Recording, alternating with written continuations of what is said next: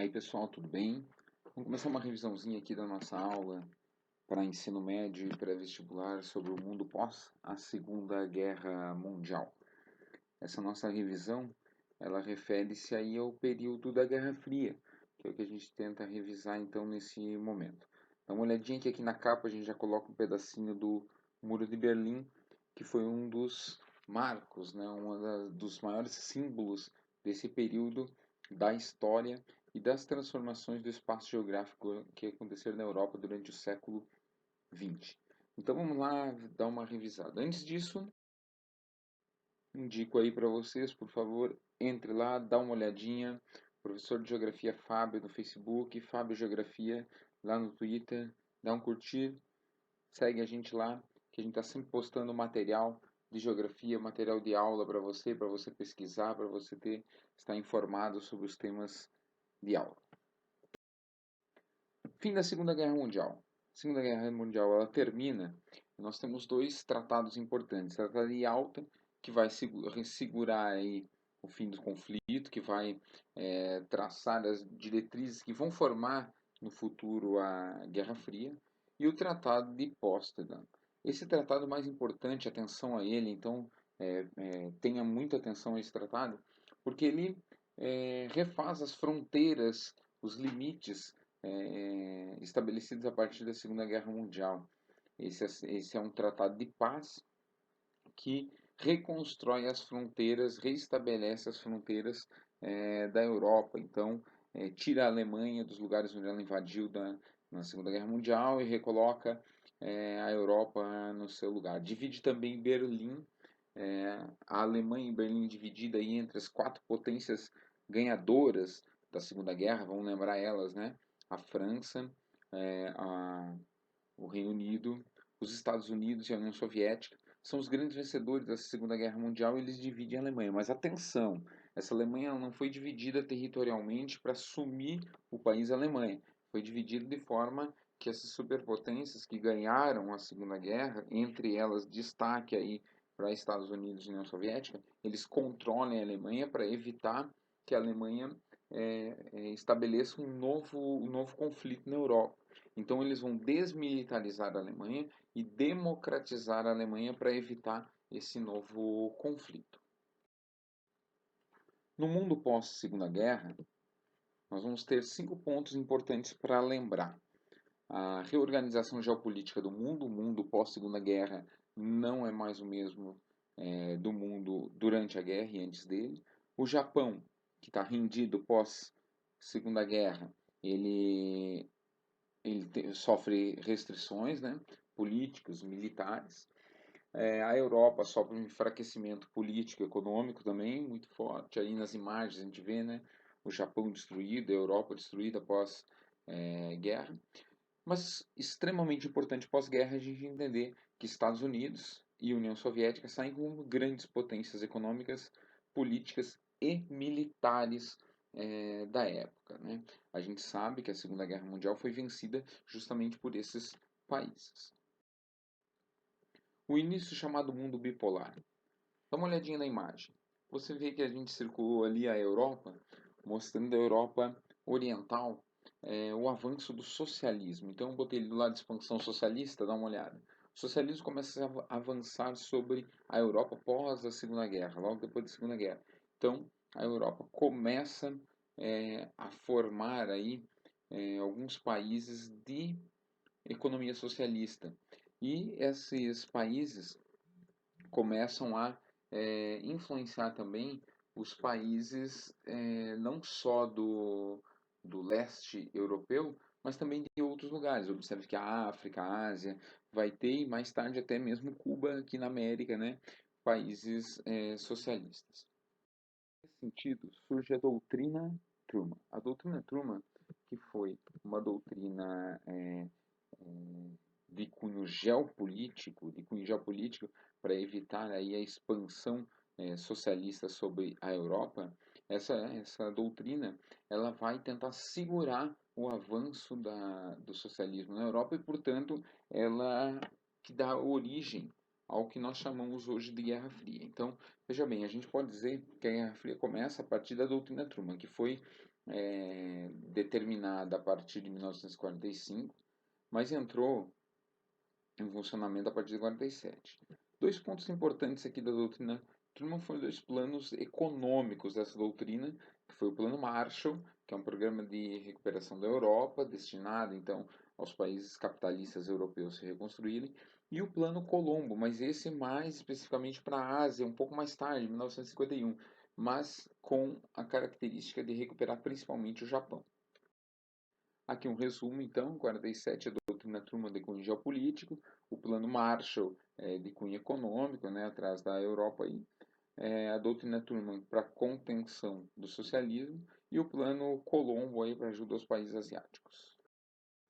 A União Soviética não fica para trás, ela faz um acordo aí para ajuda mútua, né, entre os países socialistas da Europa, principalmente a Alemanha Oriental, Tchecoslováquia, Polônia, Bulgária, Hungria e Romênia.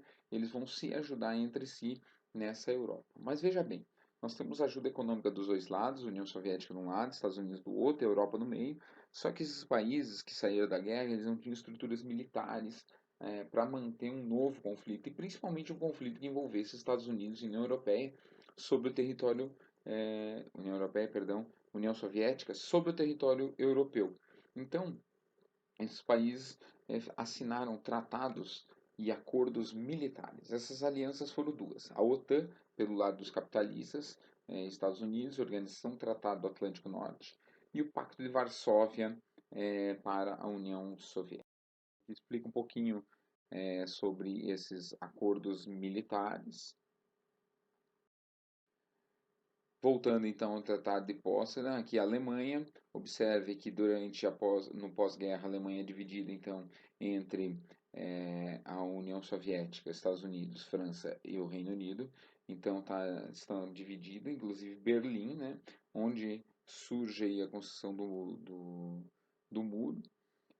A Alemanha é dividida em República Federal da Alemanha, que era capitalista, e a República Democrática Alemã, que era socialista.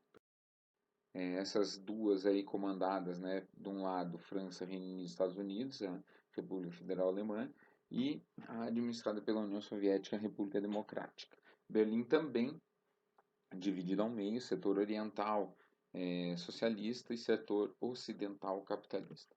A construção do Muro de Berlim, extremamente importante para entender essa divisão, foi o grande marco, o grande símbolo da Guerra Fria, né? O Muro de Berlim, que foi construído na década de 60, início da década de 60, e ele marca aí a divisão desse mundo capitalista e socialista que dividia a Europa no que nós chamamos de Cortina de Ferro. Na verdade, quem chamou Cortina de Ferro foi o Churchill em uma das suas declarações, o primeiro-ministro do Reino Unido. Coisa importante para entender da Guerra Fria, a corrida espacial e a corrida armamentista. É extremamente importante porque ela refere-se também ao fim da Guerra Fria. Tanto os Estados Unidos quanto a União Soviética correram atrás de armamentos e corrida espacial. Então eles foram desenvolver tecnologias que apresentassem armas cada vez mais tecnológicas, cada vez mais modernas, e isso custa muito caro, investir cada vez mais dinheiro nessa possível confronto existente entre Estados Unidos e União Soviética direta. E também a corrida espacial, o investimento em satélites de espionagem, também satélites de transmissão de dados, e o homem indo à Lua, o homem orbitando a Terra, né? O Yuri Gagarin aí foi o primeiro a orbitar a Terra. Mais tarde, os Estados Unidos acabam mandando o homem à Lua. E essas operações que foram várias de ida e tentativas, né, de ida ao espaço, essas custam muito caro e tinha muito dinheiro sendo envolvido nesses processos. E isso também é um dos motivos que lá na frente vai entender como motivo da quebra da União Soviética, né? A retirada de dinheiro de setores importantes, como a produção, como a alimentação, inclusive, da população, para investir na Guerra Fria. Outros eventos geopolíticos importantes durante a Guerra Fria, a gente tem aí a Guerra das Coreias, né? Que divide aí a Coreia do Norte e a Coreia do Sul, Coreia socialista e Coreia capitalista. a Revolução Cubana, também muito próximo aos Estados Unidos, né? Quando vai surgir aí a crise dos mísseis e tudo mais. Então, Revolução Cubana é importante também. Os governos militares e ditatoriais na América Latina como um todo, apoiado pelos Estados Unidos aí, para evitar a expansão do comunismo, do socialismo na América, né? Um medo dos americanos, dos estadunidenses, que a América tornasse um continente socialista também. A Guerra do Vietnã, importante conflito aí entre 65 e 75, dura bastante tempo, bastante dinheiro investido também dos americanos aí, tiveram bastante dificuldade nesse conflito, e a descolonização da África e da Ásia. Esse talvez um dos pontos mais importantes da pós-Segunda Guerra Mundial, que as colônias que eram europeias, que é onde a Europa tirava os seus ganhos para abastecer a sua indústria, sua matéria-prima, para abastecer a sua indústria, ela passa a se descolonizar. E como a Europa enfraquecida aí militarmente, boa parte dessas descolonizações foram sem grandes conflitos. Mas as que tiveram conflitos, enfrentaram conflitos, formaram guerras iniciais que acabaram descolonizando e geraram conflitos internos. Então, os conflitos africanos que nós temos hoje, todos eles relacionados também à descolonização, não só, mas também à descolonização durante o período pós Segunda Guerra Mundial. O fim da União Soviética é um ponto importante para a gente entender aí, né? Baixo investimento no setor primário, produção de matéria-prima e produção de alimento, desabastecimento do mercado interno e estagnação econômica. Isso gera uma crise interna muito grande na União Soviética. Essa crise interna por falta de produtos, as pessoas mesmo que quisessem ter produtos, inclusive alimentos, não tinham de onde tirar, não tinham de onde buscar esses alimentos. Isso gera desemprego, precariedade do serviço público, corrupção no governo. Então, a União Soviética passava por um processo extremamente difícil nesse período por conta dessa falta de investimentos no básico para a população. Na década de 80 e 85 entra aí o Mikhail Gorbachev, que foi importante no processo do fim da União Soviética, porque ele assumiu o governo da Rússia e assumiu o comando aí sobre a União Soviética em um período de instabilidade política e estagnação econômica. Vai lançar dois programas importantes, que vocês lembram, a Perestroika e o Glasnost, que são dois programas, a Perestroika e a Reconstrução Econômica. Ela vai tentar fazer uma reabertura econômica da União Soviética para investimento estrangeiro, vai liberar os investimentos pessoais, então as pessoas podem voltar a fazer investimentos na União Soviética a partir desse plano. E o Glasnost, que é a transparência política, para tentar trazer o governo mais aberto à população. Mas veja bem, nós não podemos pensar que, nossa, o Gorbachev foi a salvação da lavoura para a União Soviética. Gente, muita calma nessa hora. Vamos pensar assim, ó, ele entra no governo com o apoio dos americanos, com o apoio do Reino Unido, mas tem que ver também que a União Soviética precisava de uma ajuda, ele faz uma abertura e ele também não era um político que estava totalmente isento dos mandos e desmandos do mercado internacional aí, né? Então, essa entrada dele tem um pouco a ver com a abertura da União Soviética, mas tem a ver também com o interesse dos mercados internacionais sobre os países do leste europeus e asiáticos. O fim da Guerra Fria, então, aqui a gente vê em 1989 a queda do Muro de Berlim, quando os alemães começam a derrubar o muro e as pessoas começam a passar de um lado ao outro, né? Então esse período aí marca, digamos que o início do fim da Guerra Fria, né? É o princípio do fim da Guerra Fria, porque as pessoas começam a mostrar que pode sim mudar essa divisão do mundo em capitalista e socialista. O fim da Guerra Fria, então, vai apresentar a queda do Muro de Berlim em 89 e o fim da União Soviética em 1991. Toda a crise econômica gerada, toda a crise de abastecimento, toda a crise financeira gerada pelo fim pela União Soviética durante a década de 60, 70 e 80 vai culminar com o fim da União Soviética em 1991.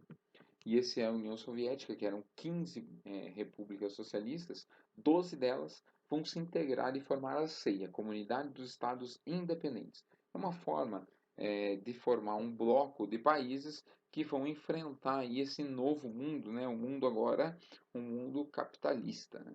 Três deles não querem, três deles tornaram-se independentes, que foi a Estônia, Letônia e Lituânia, que tinham já o objetivo de entrar na União Europeia e o conseguem fazer ali por volta de 2001, 2002, elas entram na União Europeia, organizam suas economias internas e entram na União Europeia a partir no início do século XXI.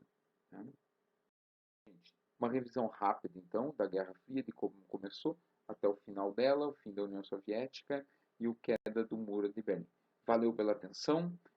Procurem o site aí, professordegeografia.com.br, para suas e seus estudos. Um abraço e até a próxima aula.